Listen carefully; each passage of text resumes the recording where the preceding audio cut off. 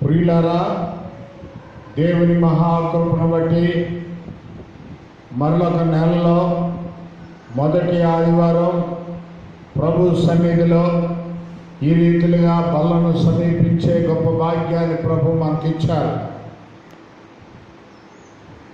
2వ కొరింథీ పత్రిక 11వ అధ్యాయము 23వ వచనంలో ఈ విధంగా వ్రాయబడింది: నేను మీకు అప్పగింపబడిన రాత్రి ప్రభు వలన పొందితిని. ప్రభు అయిన యేసు తాను అప్పగింపబడిన బల్లను మనం సమీపించడానికి దేవుడు మనకిచ్చిన గొప్ప తరుణముగా నేను భావిస్తూ ఉన్నాను. కనుక దేవుని బిడ్డలారా, దేవుని వాక్యం సెలవిస్తూ ఉంది, దీన్ని మీరు చేసినట్లయితే మీ శరీరానికి, మీ ప్రాణములకు, మీ ఆత్మకి ఎంతో ప్రయోజనకరమని ప్రభువును బట్టి మీకు జ్ఞాపకం చేస్తూ ఉన్నాను. దేవుని బిడ్డలారా, దీనిని అయోగ్యముగా మనము తీసుకోకూడదు. కడు భక్తితో, భయముతో మరి దేవుని బల్లలో మనం పాలు పంపులు పొందవలసిన వారమై ఉంటూ ఉన్నాం. ప్రభు బల్ల అంటే 2019 సంవత్సరాల క్రితమే ఆయన నిన్ను నన్ను ప్రేమించి మన కొరకు ఆయన ప్రాణాన్ని అర్పించారు. ఆయన శరీరము గొప్ప త్యాగాన్ని మన కొరకు చేశారు. కనుక రొట్టెనగా ఆయన శరీరము, కనుక ద్రాక్ష రసం అనగా ఆయన యొక్క రక్తం. ఆయన మన కొరకై శరీరంలో ఒక బొట్టైనను మిగిల్చుకోకుండా మరి రక్తమంతటినీ కూడా ప్రభు మన కొరకు కార్చాడు. దేవుని బిడ్డలారా, ఆ రక్తం వలన మనకి 2 రకాలైన అద్భుతాలు జరుగుతూ ఉన్నాయి. ఒకటి, శరీరంలో ఎటువంటి బలహీనత ఉన్నప్పటికీ ప్రభు బాగు చేస్తాడు. అంత మాత్రమే కాదు, కానీ నువ్వు ఆత్మీయంగా సహవాసాన్ని విడవకుండా ఉండడానికి అవకాశం ఉంటూ ఉంది. కనుక దేవుని బిడ్డలారా, ఆనాడు క్రైస్తవులు అనబడిన వారు ప్రభు బల్లలో మరి విడవక ప్రతి ఆదివారం ప్రభు బల్లను సమీపించినట్టు బైబిల్లో మనం చూడగలుగుతూ ఉన్నాం.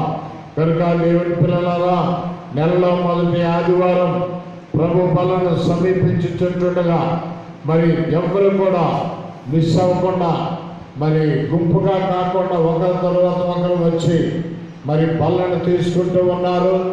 మీరు కూడా అలాంటి బల్లలో పాలు పంపులు పొందడానికి దేవుడు మంచి అవకాశం ఇచ్చాడు. కనుక అవకాశాన్ని మరి ధారాళంగా ప్రతి ఒక్కరు కూడా సద్వినియోగపరుచుకోవాలని దేవుని వాక్యము సెలవిస్తూ ఉంది.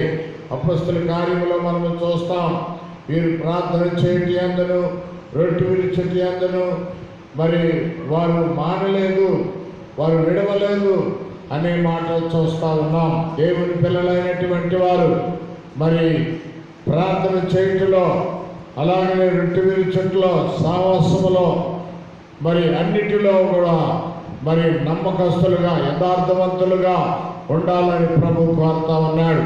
101వ కీర్తన 6వ వచనంలో చక్కని మాట ఉంది. కనుక దేవుని బిడ్డలారా, వారు దేవుణ్ణి విడిచిపెట్టేవారు కాదు. కనుక మనము నమ్మకస్తులుగా, యథార్థవంతులుగా ఉన్నప్పుడు దేవుడు తప్పనిసరిగా మనకి ఆయన మేలు చేస్తాడు. కనుక దేవుని బిడ్డలారా, బల విషయంలో మనం నమ్మకంగా ఉండాలి. ఎప్పుడు కూడా మరవకూడదు. ఎన్ని పనులు ఉన్నప్పటికీ ప్రభు బల్లను, ప్రభు సన్నిధిని మనము గౌరవించే వారముగా ఉండాలి.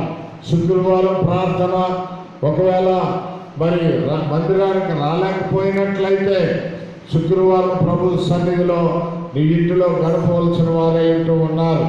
ఎందుకనంటే ఈ కరోనా వైరస్ వల్ల ప్రపంచమంతటా చాలా గందరగోళం జరుగుతూ ఉంది. ఎక్కడ కూడా శాంతి లేదు, ఎక్కడ కూడా సమాధానం లేదు. దీనికి సరైన వ్యాక్సిన్ కనిపెట్టలేని పరిస్థితి. మానవుడి యొక్క జ్ఞానము సరిపడటం లేదు. దేవుని బిడ్డలారా, కనుక మానవ జ్ఞానం సరిపడటం లేదు. కనుక దైవ జ్ఞానం మానవునికి ఎంతో అవసరమై ఉంటూ ఉంది. కనుక ఈ దినాన్న మరి దీనిని బట్టి మనకి ఏమర్థమవుతుంది అని అంటే, ప్రతి మానవుడు, ప్రతి వ్యక్తి కూడా కేవలం దేవుని మీద మాత్రమే ఆధారపడాలి. దేవుడే చేయగలడు, దేవుడే దాన్ని చేసి ముగించగలడనే సంగతి నేను మీకు జ్ఞాపకం చేస్తా ఉన్నాను. కొన్ని దేశాలలో మరి వారు రోడ్ల మీద మోకరించి ప్రార్థన చేయడం వాట్సాప్లో చూస్తున్నాం, యూట్యూబ్లో చూస్తున్నాం. కనుక దేవుని బిడ్డలైనటువంటి వారు ప్రార్థన చేయటం వలన వైరస్ తొలగిపోతుందని మరి అనగా మరి కేరళ ముఖ్యమంత్రి గారు చెప్పారు. కనుక దేవుని బిడ్డలారా, ఆయన ఏమన్నారంటే యేసు ప్రభు ప్రార్థన చేయటం వలన మాత్రమే ఈ యొక్క వైరస్ పోతుందనే మాట ఒక రాష్ట్రానికి ముఖ్యమంత్రి అనగా ఆ ముఖ్యమంత్రి గారు ఆ మాట చెప్పారు అని అంటే మనందరము దేవుని పిల్లలైనటువంటి వారు, దేవుని బిడ్డలైనటువంటి వారు తప్పనిసరిగా ప్రార్థన చేయాలి. ఎందుకనంటే డాక్టర్లకు సాధ్యం కాలేదు, సైంటిస్టులకు సాధ్యం కాలేదు. మరి ఈ ఆకుల్లో నుండి మందులు తయారు చేసే వారికి కూడా అర్థం కావటం లేదు. ఒకవేళ ఇప్పుడు ప్రారంభిస్తే 1 సంవత్సరం కానీ 2 సంవత్సరాలు కానీ యాక్షన్ కనిపెట్టవచ్చు అంట, దాన్ని తయారు చేయొచ్చు. ఈలోగా 2 సంవత్సరాలు అంటే అది వచ్చిన వెంటనే చనిపోతున్నారు. అమెరికాలో చూస్తూ ఉన్నాం. అమెరికా అంటే సంపన్న దేశం అది. కనుక అలాంటి దేశంలోనే ఈ వ్యాక్సిన్ పనిచేయలేదు. కనుక మన ఇండియా గవర్నమెంట్ మోదీ గారు కొన్ని మందులు ఇవ్వడం జరిగింది. కనుక దేవుని బిడ్డలారా, వాటి వల్ల ఏవైనా పని అవుతుంది అని అంటే వాటి వల్ల కూడా ఏదో కొద్ది రోజులు మాత్రమే మరి అది పని చేస్తుంది, కానీ పూర్తిగా నయం అవటం లేదు. కనుక దేవుని బిడ్డలారా, ప్రతి క్రైస్తవుడు, దేవుని బిడ్డలైనటువంటి వారు తప్పనిసరిగా ప్రార్థన చేయాలి. ఎందుకంటే బైబిల్ అంటుంది ప్రార్థన వలననే తప్ప మరి దేని వల్ల కూడా సాధ్యం కాదు. నిజమైన క్రైస్తవుడు ప్రార్థన చేస్తాడు. నిజమైన క్రైస్తవుడు ఈ యొక్క వైరస్ను తొలగించమని ప్రభువు దగ్గర వేడుకుంటాడు. కనుక దేవుని బిడ్డలారా, మరి క్రైస్తవులందరూ నిద్రపోయే సింహాల్లాగా ఉండకూడదు. కనుక మనము మెలుకు కలిగిన సింహాలుగా ఉన్నట్లయితే ప్రపంచంలో దేవుడు గొప్ప కార్యాన్ని చేయడానికి ఇష్టపడుతూ ఉన్నాడు. దేవుని బిడ్డలారా, లక్షల కొలది, వేల కొలది మరణాలు చూస్తూ ఉన్నాం. ఏ ఇంటిలో చూసినా రోదన, ఏ ఇంటిలో చూసినా కన్నీరు, ఏ ఇంటిలో చూసినా భయంకరమైన పరిస్థితి. కనుక దేవుని బిడ్డలారా, మీరు మీ గృహాల్లో ఉంటూ ఒక్కొక్కరు వచ్చి ప్రభు బలను మీరు సమీపించాలి. ఎవరు కూడా మిస్ అవ్వకూడదు. దేవుని బిడ్డలారా, మరి ఇది ఎందుకంటే నెలలో మొదటి ఆదివారం అంటే క్రైస్తవులకు పండగ. దేవుని బిడ్డలారా, అయితే ఈ కరోనా వైరస్ వల్ల, ఈ వ్యాధి వలన మందిరానికి మీరు రావటం లేదు, మరి మీ దగ్గరికి పాస్టర్ గారు రావటం లేని పరిస్థితులు ఏర్పడ్డాయి. కనుక దేవుని బిడ్డలారా, ప్రతి ఒక్కరు కూడా ఇది నెలలో మొదటి ఆదివారం కనుక గత ఆదివారం వల్లే ఒక్కొక్కరు వచ్చి బల్ల తీసుకొని మీరు వెళ్ళాలని దేవుని పేరట మీకు నిన్ను మనవి చేస్తూ ఉన్నాను. మీరు క్రైస్తవులు అయితేనే బల్ల దగ్గరికి రండి. క్రైస్తవులు కాకపోతే బల్లను మీరు సమీపించిన అవసరం లేదు. కనుక మారు మనసు పొంది రక్షించబడి యేసు క్రీస్తు నామములో అనగా వాక్యానుసారమైన బాప్తిసం తీసుకున్న వారు ప్రభు బల్లను మీరు సమీపించండి. అడ్రోడ్డు దగ్గర వచ్చేటప్పుడు ఒక ఆయన క్రైస్తవుడు కనిపించి అంటున్నాడు, అయ్యా మీ మందిరంలో బల్ల ఉంటుందా అని అడిగాడు. బాబు 4 గంటలకే బల్ల ఉంటుందని చెప్పాను. ఆయన ఇక్కడికి వచ్చి పోయిన నెలలో కూడా తీసుకున్నారంట ఆయన. కనుక ఈ నెలలో కూడా ఆయన తీసుకుంటారు. ఉదయం నుండి సాయంకాలం వరకు మందిరం తలుపులు వేయబడవు. కారణం ఏంటంటే ఏదో ఒక టైంలో వచ్చి ప్రభు బలను మీరు సమీపించవచ్చు. ఎందుకనంటే ద్రాక్ష రసం ఉంటుంది, రొట్టె ఉంటుంది. మీరు మోకరించి ప్రార్థన చేసుకొని మరి మీరు ఆ బలను సమీపించాలని మీకు దేవుని పేరట మనవి చేస్తూ ఉన్నాను. కనుక దేవుని బిడ్డలారా, మరి ఇదైన తర్వాత మరి నేను వేరే కొన్ని స్థలాలకు వెళ్ళాలి. నెల్లిపూడిలో బల్ల తీసుకుంటారు, కత్తిపూడిలో బల్ల తీసుకుంటారు. ఒక్కొక్కరు మాత్రమే, గుంపులుగా రాకూడదు, 2-3 రాకూడదు. ఒక్కొక్కరు వచ్చి ప్రార్థన చేసుకొని వెంటనే మీరు బల్లను సమీపించి వెళ్ళాలని క్రైస్తవులందరికీ కూడా నేను మనవి చేస్తా ఉన్నాను. దేవుడు మిమ్మల్ని ప్రత్యేకంగా దీవించి ఆశీర్వదించునుగాక. చిన్న ప్రార్థన. పరిశుద్ధుడైన మా తండ్రి, ప్రేమ కలిగిన మా ప్రభువానికి వందనాలు.